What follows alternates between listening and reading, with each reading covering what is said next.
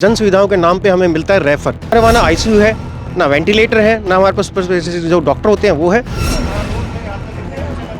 तो उसके बावजूद यहाँ पे किसी की टाका पट्टी तक नहीं हुई 4 साल के अंदर। तो दिल्ली के अस्पतालों के धक्के खाए या तो अपनी जमीन जायदाद से जाए।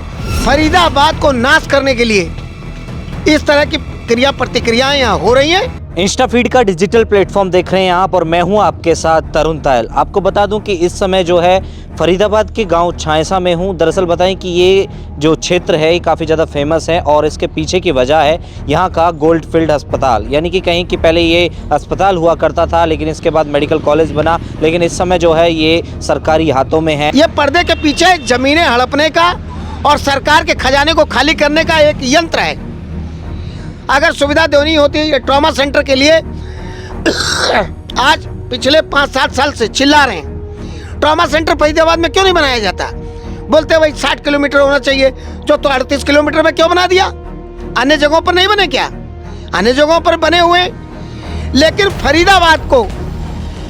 फरीदाबाद को नाश करने के लिए इस तरह की क्रिया प्रतिक्रियाएं यहाँ हो रही हैं और यहाँ के संतरी मंत्री विधायक सब निकम्मे हैं। अगर हमारे नेता शुद्ध होते और साफ होते, ईमानदार होते तो ये नौबत नहीं आती फरीदाबाद की। सड़कें देख लो, सड़कें को यही हाल है।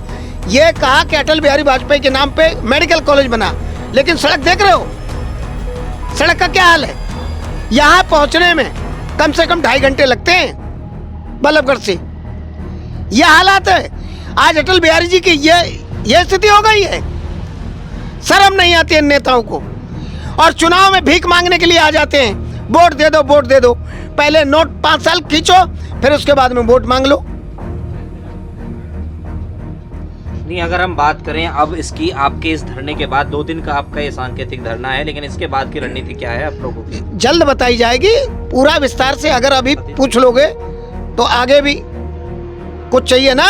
अच्छा, हाँ, और बात करते हैं सतीश जी से। सतीश जी, एक बार क्या कहोगे आज की इस धरना प्रदर्शन को लेकर? देखिए, हमारा जो विषय लगभग बाबा ने क्लियर कर ही दिया।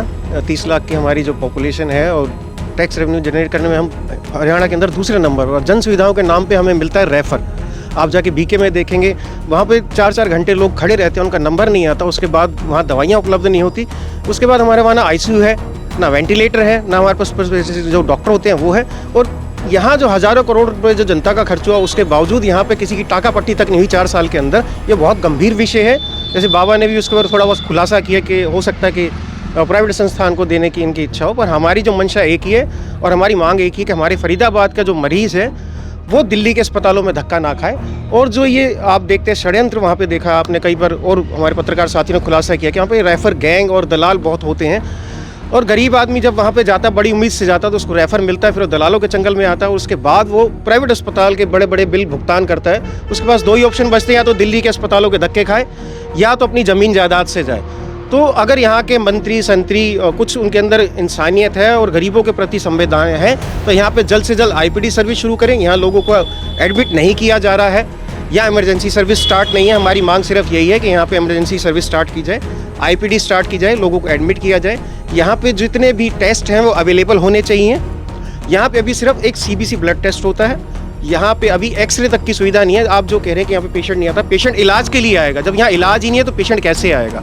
हम यही चाहते हैं कि हमारे सिविल अस्पताल में जो फैसिलिटी नहीं है वो फैसिलिटी यहाँ पर हो, और दिल्ली जो है रेफ़र करने की जगह उसको छायसा मेडिकल कॉलेज भेजा जाए, उनको अच्छे से अच्छा इलाज मिले और जनता को जो है रेफर बाढ़ से मुक्ति मिलनी चाहिए। जी देखिए, जिस तरीके से ये लोग यहाँ पर अपना धरना प्रदर्शन कर रहे हैं उस तरीके से और इसके हालातों को देखकर साफ तौर पर लगता भी है कि कहीं ना कहीं जो है ये मेडिकल कॉलेज के नाम पर चलाया जा रहा है, यानी कि स्टूडेंट इसमें हैं। और सबसे बड़ी बात यह है कि अगर इलाज के लिए मरीज़ यहाँ नहीं पहुँच रहा है तो कहीं ना कोई खामियाँ इसके अंदर है। लेकिन बड़ा सवाल ये बनता है कि जहाँ प्रैक्टिकल करने के लिए मरीज जिस कॉलेज के पास नहीं है, उस कॉलेज के विद्यार्थी क्या सीखते होंगे और कैसे वो डॉक्टर बनेंगे। लेकिन बड़ा सवाल ये भी बनता है कि आखिर इस कॉलेज को लेकर, इस अस्पताल को लेकर बड़े आला अधिकारियों ने चुप्पी क्यों साधी हुई है। दिखाएंगे आपको इस चिकित्सालय से, इस कॉलेज से जुड़ी हुई पल पल की अपडेट। जब तक के लिए बने रहें, जुड़े रहें, देखते रहें इंस्टाफीड।